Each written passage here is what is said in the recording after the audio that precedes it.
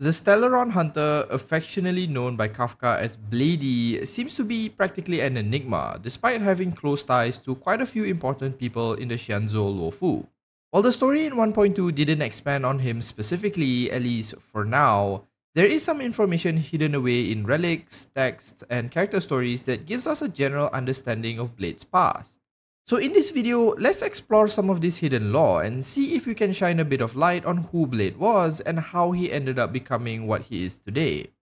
Before we explore Blade's past, if you want to see more Honkai Star Rail content, do consider subscribing to the channel. The story in the first part of 1.2 focused more on the progression of the Xianzhou story, with the Sanctus Medicus, the resurrection of the Ambrosial Arbor, and the Stellaron that was smuggled onto the ship.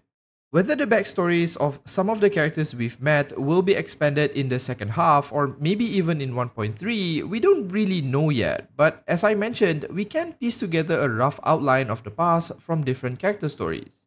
Let's start off with Blade's own character lore. According to Blade's character story part 4, Blade arrived on a Xianzhou ship sometime in the past via a merchant ship. He was mesmerized by the level of craftsmanship and skill the artisans in the Artisanship Commission displayed and spent most of his time learning and perfecting his craft. The Artisan Commission is largely in charge of the crafting and manufacturing of practically any piece of equipment one could imagine.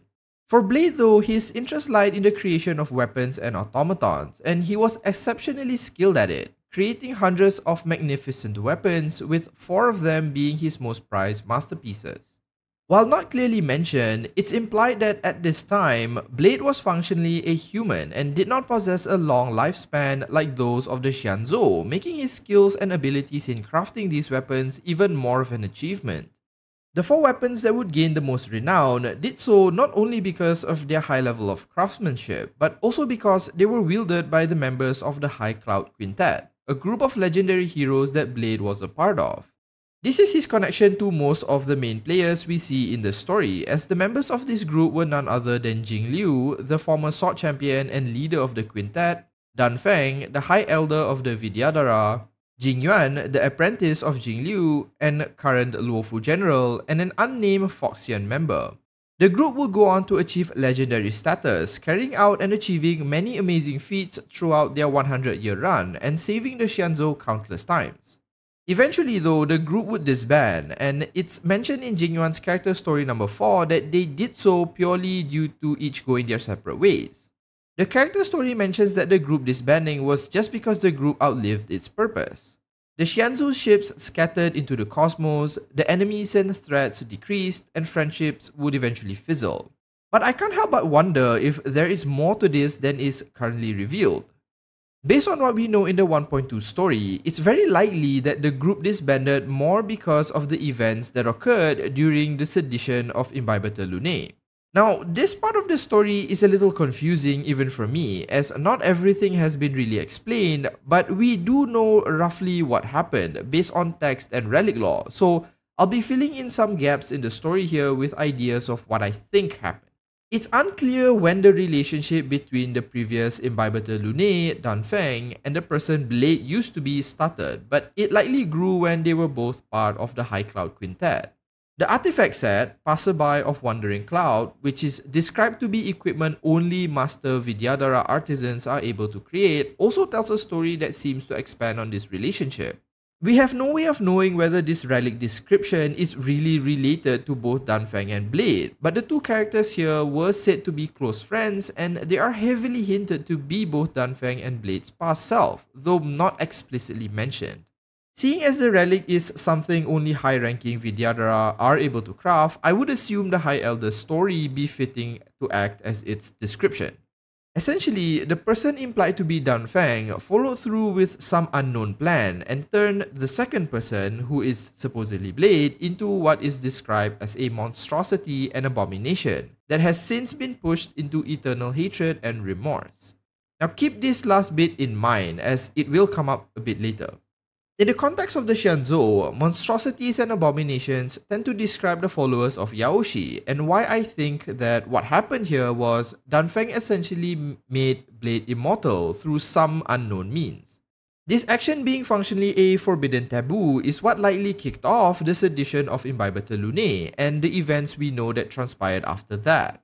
There is a lot more here that I'm not going to unpack that describes what exactly Dunfang did and explores their relationship further, but since this video is focusing more on Blade, we'll move on with his story. Sometime after being granted this immortality, Blade was seemingly tortured by Jingliu or perhaps hunted based on Blade's character story number 1. It's not entirely clear. It's my assumption that Jingliu was trying to discern how exactly Blade obtained immortality, given he was previously said to be human and the High Elder having some involvement in it. This is also why I think the quintet really broke up. What happened after this point is largely unknown, but Blade somehow was able to escape Jingliu and he eventually runs into Kafka. Kafka seemingly offered Blade something in exchange for his service to the Stellaron Hunters, and this was spelled out in his 4th character story, though we don't know what Kafka mentioned to him. My guess is that he was offered the only thing he likely wants at this point, a permanent death. But why would he wish for death despite him seemingly not being against the idea of receiving immortality in the first place? Well, the story in 1.2 actually touched on this a little bit, and I think it explains why Blade is in his current state of mind, i.e. all the madness. The biggest fear of any long-life species on the Xianzhou ship is to be Mara-struck.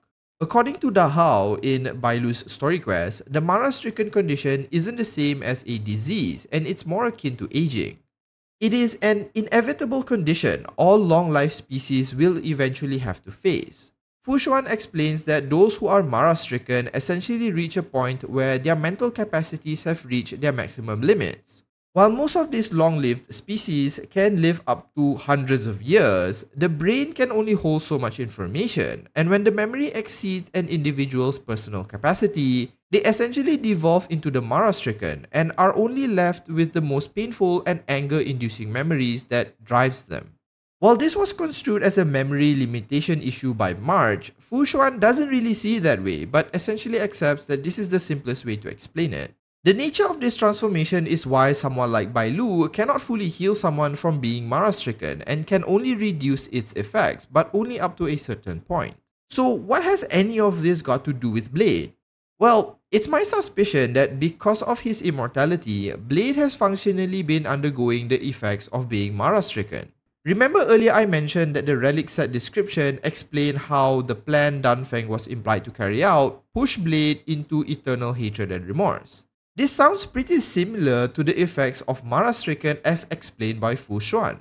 In addition, in the cutscene where Blade first runs into Dunheng, Kafka makes numerous references to Blade just accepting or opening himself up to the Mara. This indicates to me that Blade may be able to tap into some other level of power to face Dunheng and Yanqing, and Kafka's own domination ability was able to trigger this as well as even control it. When he finally wished to unleash it against Yanqing, Blade even prompted Kafka rather than do so himself. Even in Blade's character story, Kafka's words and speech were described to be compelling him to stop and listen to her, despite him not wanting to. So Blade could very well have gone way past the point of a normal Mara-struck, but is able to retain some control through sheer will and assistance from Kafka and her abilities. This also makes Kafka appear even more like Makima, but that's a whole other thing.